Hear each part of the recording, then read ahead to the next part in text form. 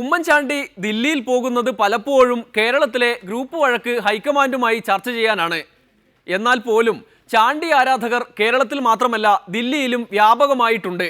അവരുടെ നേതൃത്വത്തിൽ കല്ലേറിൽ പ്രതിഷേധിച്ച് ദില്ലിയിലും പ്രകടനങ്ങൾ നടന്നു. നേതൃത്വം നൽകിയത് മുഖ്യമന്ത്രിയുടെ കടുത്ത ഒരു ആരാധികയുമാണ്.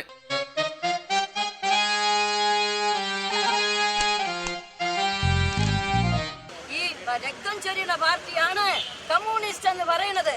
ഈ കമ്മ്യൂണിസ്റ്റ് കൊണ്ടാണ് എന്റെ നാട് വിട്ടുപോലെ ഞാൻ ഡൽഹി വന്നത്. കാരണം അതിന് അനുഭവം ഉണ്ടായിരുന്നു എനിക്ക്. അതുകൊണ്ട് ദൈവത്തിനെ നിങ്ങൾ എല്ലാവരും പ്രാർത്ഥിച്ചുകൊണ്ട് ഈ കമ്മ്യൂണിസ്റ്റ് പാർട്ടിയെ നാമാവിശേഷമാക്കി കേരളത്തിൽ നിന്ന് പുറത്താക്കൂ. കമ്മ്യൂണിസ്റ്റ് പാർട്ടി നമ്മളെ കേരളത്തിന് വേണ്ട. രക്തമല്ല ആവശ്യം, പച്ചയാണ് ആവശ്യം, നല്ല സംസാരം. അതുകൊണ്ട് വേണ്ട കമ്മ്യൂണിസ്റ്റ് പാർട്ടി കേരളത്തിന് വേണ്ട.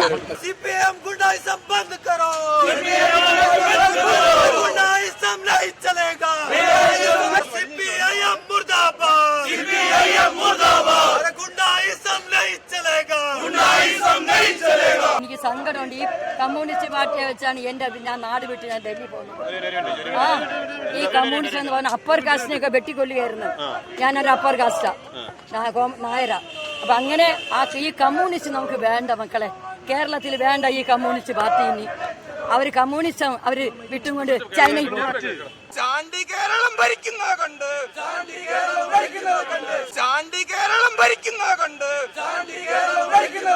എനിക്ക് അവിടെയുള്ള നേതാക്കന്മാരൊന്നും ഉണ്ട്. എനിക്കറിയാം എന്റെ കോൺഗ്രസ് നേതാക്കന്മാര്, ജാക്കബ് സാറ്, കുര്യൻ സാറ്, തലൈക്കുന്ന് ബഷീർ, തെന്നല ബാലകൃഷ്ണ, പിന്നെ രമേശ് എന്റെ സ്വന്തം ബ്രദർ പോലെയാണ് ഡൽഹിയിലുള്ളവർ അറിയുന്നത്. ഞാൻ ഇവരെയൊക്കെ അറിയും. ഞാൻ ഒരു പാർട്ടിക്കാരെ വേറെ അറിയില്ല. ഞാൻ ഒരു കട്ടർ കോൺഗ്രസിയാണ്. എന്റെ ബ്ലഡ് കോൺഗ്രസ് ആണ്. കോൺഗ്രസ് തന്നെ ഇന്ന് എന്നെ രണ്ടാമതും അൽഡർമാനായിട്ട് നോമിനേറ്റ് ചെയ്തു.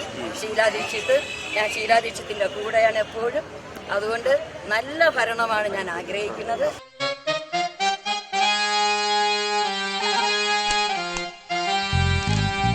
പാർട്ടിയാണത്. പാർട്ടിയിലുള്ള ആ ജനങ്ങളാണ് ചെയ്യുന്നത്. പാർട്ടി തെറ്റല്ല. നമ്മളെ കോൺഗ്രസ് പാർട്ടി ഒരു തെറ്റും ചെയ്തിട്ടില്ല. അതിൽ പല ജനങ്ങളുണ്ട്, പല നേതാക്കന്മാരുണ്ട്. അവര് ചെയ്യുന്ന തെറ്റിന് അവർക്ക് വേണം ശിക്ഷ കൊടുക്കാൻ.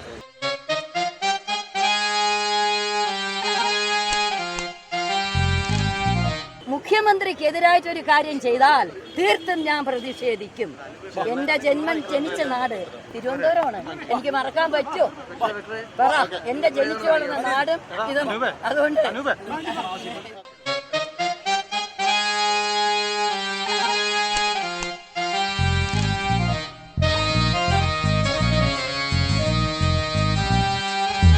ഒരു മുഖ്യമന്ത്രിയുടെ കാറിന്റെ 2 ചില്ലുകളും എറിഞ്ഞു തകർക്കുമ്പോൾ തിരുവഞ്ചൂരിന്റെ പോലീസ് നോക്കി നിൽക്കുകയായിരുന്നോ എന്നാണ് ഐ ഗ്രൂപ്പുകാരുടെ സംശയം.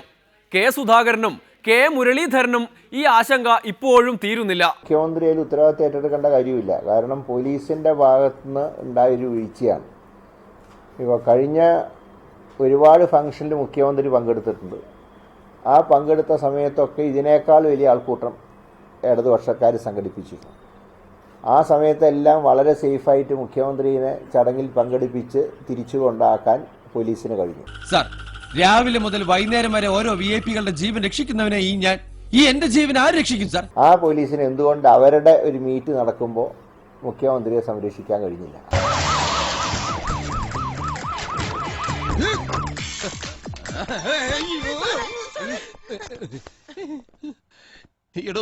മനസ്സിലായില്ലേ? എപ്പോഴും അന്വേഷണം ഗ്രൗണ്ട് ലെവലിൽ നിന്ന് തുടങ്ങണം. ഏതെങ്കിലും പോലീസ് ഉദ്യോഗസ്ഥന്മാർ, പ്രത്യേകിച്ച് കണ്ണൂർ ജില്ലയാണ്, കണ്ണൂർ ജില്ല ആയതുകൊണ്ട് അവരുടെ പഴയ അസോസിയേഷന്റെ ഭാരവാഹികൾ ഉൾപ്പെടെയുള്ള ഒരു ജില്ലയിൽ ഇങ്ങനെ മുഖ്യമന്ത്രിക്ക് നേരെ അക്രമം നടന്നുവെങ്കിൽ അതിൻ്റെ പിന്നിൽ ആരെങ്കിലും പ്രവർത്തിച്ചിട്ടുണ്ടോ?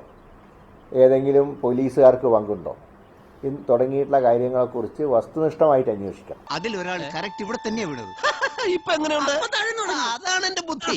എന്ത് പറഞ്ഞാലും പോലീസുകാരുടെ ഒരു ജോലി എന്ന് പറയുന്നത് വിഐപിനെ സംരക്ഷിക്കുക എന്നുള്ളതാണ്.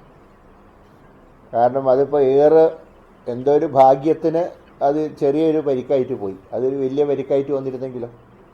അപ്പോൾ സംഭവം ശരിയാണ്, ലാത്തിചാർജ് നടത്തണമെന്നോ അല്ലെങ്കിൽ വെടിവെക്കണമെന്നോ അല്ലല്ലോ പറഞ്ഞത്. വിഐപിയെ രക്ഷിക്കാനുള്ള മാർഗം എന്താണ്? സാർ, രാവിലെ മുതൽ വൈകുന്നേരം വരെ ഓരോ വിഐപികളുടെ ജീവൻ രക്ഷിക്കുന്നവനെ ഈ എന്റെ ജീവൻ ആര് രക്ഷിക്കും സാർ? ഓരോ പ്രദേശത്തും ഓരോ തരത്തിലുള്ള ഇതായിരിക്കും മൊബിലൈസേഷനാണ് ഉണ്ടാവുക. ഒരു മൊബിലൈസ് ചെയ്യുന്ന ഓരോ സ്ഥലത്തും ഓരോ രീതിയിലാണ്. അപ്പോൾ അങ്ങനെ മൊബിലൈസ് ചെയ്യുന്ന സമയത്ത് ആൾക്കൂട്ടത്തിൽ നിന്ന് എങ്ങനെ VVIPനെ രക്ഷിക്കാം, അതാണ് നോക്കേണ്ടത്. അവർ ഉമ്മൻചാണ്ടിക്കെതിരായ കല്ലിനെയും ഗ്രൂപ്പ് പോരിനായി ഉപയോഗിക്കുകയാണെന്ന് എ ഗ്രൂപ്പുകാർ പറയും. ഒരു കല്ലിന് പോലും രാഷ്ട്രീയമുള്ള നാടാണ് കേരളമെന്ന് പണ്ടാരോ പറഞ്ഞത് വെറുതെയല്ല. കോൺഗ്രസ്സുകാരുടെ കാര്യം അവിടെ നിൽക്കട്ടെ, CPIMകാർക്കാണെങ്കിൽ പോലീസിനെ പണ്ടേ കണ്ണെടുത്താൽ കണ്ടുകൂടാ.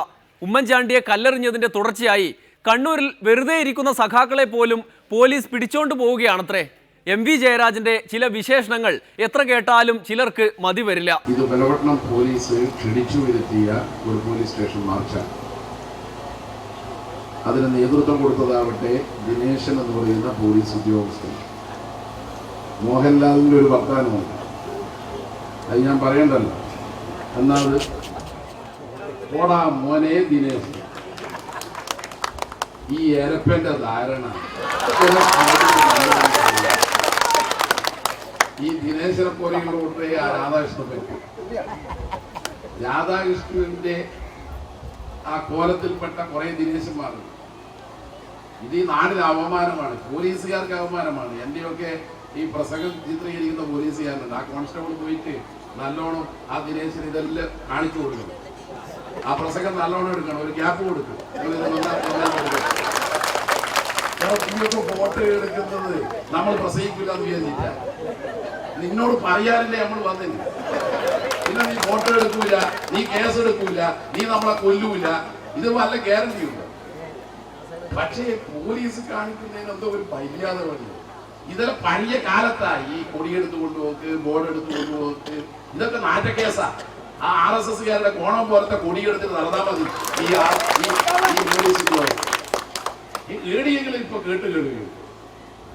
നമ്മുടെ നാട്ടില് സാധാരണഗതിയിൽ രാഷ്ട്രീയ പാർട്ടികൾ, ബഹുജന സംഘടനകൾ, മതസംഘടനകൾ, നമ്മുടെ ക്ഷേത്രത്തിലെ ഉത്സവം, ഇതിനൊക്കെ പ്രചരണ ബോർഡുകൾ സ്ഥാപിക്കുമല്ലോ, പോസ്റ്റർ ഒട്ടിക്കുമല്ലോ. ഇതൊക്കെ സാധാരണഗതിയിൽ എല്ലായിടത്തും അനുവദനീയമായ ഒരു ജനാധിപത്യപരമായ അവകാശമാണ്, ഒരു ഔദാര്യമല്ല. തെരഞ്ഞെടുപ്പ് സമയത്ത് മാർഗരേഖയുണ്ട്. അത് എന്തുകൊണ്ട് അങ്ങനെ ഒരു മാർഗരേഖ തെരഞ്ഞെടുപ്പ് സമയത്ത് വരാൻ കാരണം, ഈ തിരുമണ്ടൻ ദിനേശനല്ലാതെ ആരെങ്കിലും പോയി ഏതെങ്കിലും ഒരു പാർട്ടിന്റെ കൊടി, ഏതെങ്കിലും ഒരു പാർട്ടിന്റെ പ്രചരണ ബോർഡ് അത് പൊതുസ്ഥലത്ത് ഗതാഗത തടസ്സമുണ്ടാക്കാതെ സ്ഥാപിച്ചത് എടുത്തു കൊണ്ടുപോകുമോ? അത് കൊണ്ടുപോയിട്ട് എടോ ദിനേശൻ നീ സ്വർഗത്തിലെത്തും, ഈ കൊണ്ടുപോയാൽ നിനക്ക് എന്തെന്നാ കിട്ടുക? ജയരാജൻ പോലീസിനെതിരെ പ്രസംഗിച്ചിട്ടൊന്നും ഇനി കാര്യമില്ല. പിണറായി വാർത്താ സമ്മേളനം നടത്തുന്നതും വെറുതെയാകും. ഉമ്മൻചാണ്ടി സോളാറിനെ സഹതാപത്തിൽ മുക്കിക്കൊല്ലും. ഒരിടവേള കൂടി, അത് കഴിഞ്ഞ് കല്ലേറിന്റെ വസ്തുത. ഈ നെഞ്ചിൽ കൊണ്ട കല്ലാണ് തെറിച്ച് മുഖ്യമന്ത്രിയുടെ ഭാഗത്തെ ക്ലാസ്സിലേക്ക് വീണു.